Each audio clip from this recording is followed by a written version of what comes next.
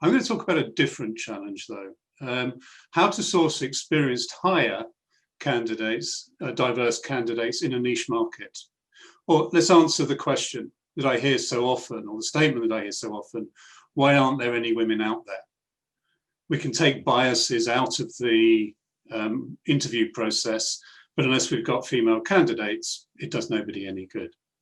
I'm qualified to talk about this because for the last 20 years, I've dedicated my life, as has many of our team, to supporting and helping women to flourish and progress in their financial services careers, and helping committed firms to recruit and retain more of them. It's what we do, it's all we do. In addition to that, I'm an ambassador for the Diversity Project. I sit on their disabilities work stream and also help out and support their recruitment work stream. I'm a co-founder of Men for Inclusion, and I work with the WSA in helping more women who are leaving university to come into the industry. So let's get started. That's me. The first thing I'd say is firms must have an intention. There must be a commitment. And by that, I'm saying they must be willing to change things. Doing things in the same old way will give the same old results. So we need to change. And change means adding cost and time to the recruitment process, something that many people have been reluctant to do. In short, we need to implement active diversity recruitment strategies. A few disclaimers before I go on. I could talk for hours on this subject. I've got 10 minutes. So I will be talking in generalities and on key topics. So let's get started. We work in a niche market. Let's remember that. A market that for each experienced hire vacancy that we have, there are a small number of people in the world that are actually capable of doing the job. And can we agree, and for illustrative purposes, that on average can be as few as 100 people? Can we also agree that the stats tell us that 80% of those 100 people, 80 will be men, and 20%, 20 will be women? Can we further agree that of those 100 people, probably only 10% are active candidates, actively looking for a career move? So for the average role, we have a potential of 8 genuine active male candidates. We'll get more applications than that, of course, but 8 genuine active male candidates. And given that women are more loyal and less likely to be actively looking for a role, possibly less than 2 or even 0 female candidates. But the vast majority of our recruitment practices and strategies are to find and process active candidates. Candidates who are looking for a job. They're looking at job boards daily. They're looking at career pages daily, and they are ready to apply. And because recruitment is measured primarily on time and cost of hire, these active candidates are often the cheapest and the quickest to hire. Demanding diverse shortlists, gender-neutral job specifications, increasing the advertising budget, and making the careers portal more talking to diverse candidates will at best have a marginal effect on the numbers, as we've seen from gender pay gap stats.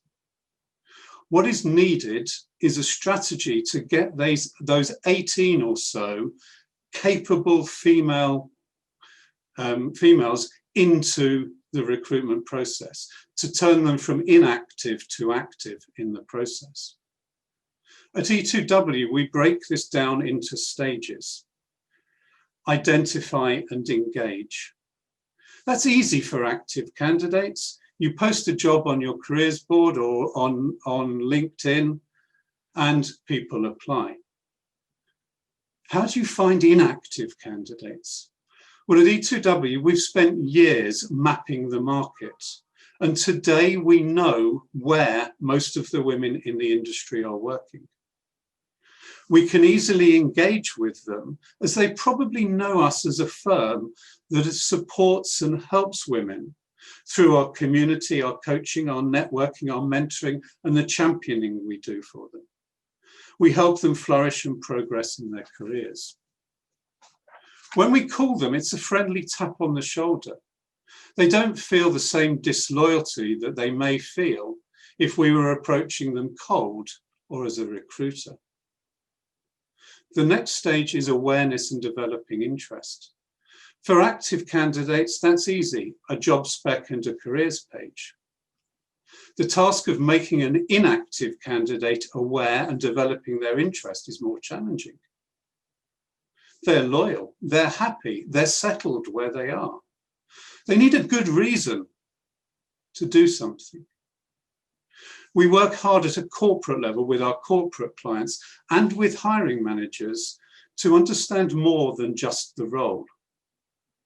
So the culture, the working practices, the career progression, the ability to do the job and deliver the goals without barriers are all important. We need to map the bigger picture with the hidden needs and aspirations of the women that we're approaching to develop their interest. The next stage is desire and action. For active candidates, that's as simple as uploading your CV and covering letter on the job portal and disclosing a few personal details. Inactive candidates often as not don't want to, at this point, update their CV, or maybe they don't even have one. They don't want to disclose private information about themselves. They want reasons to apply for the role, reasons to be interested in the role. Maybe all they want at this stage is a chat with the hiring manager and just to share a LinkedIn profile.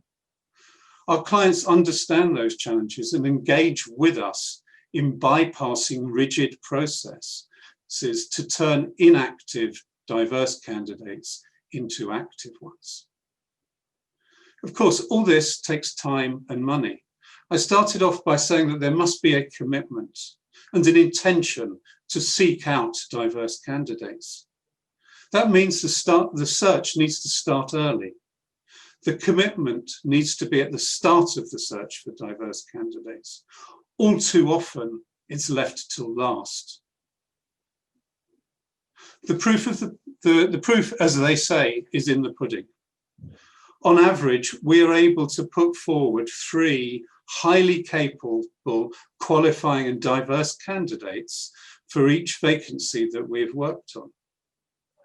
Over 80% were inactive when we approached them.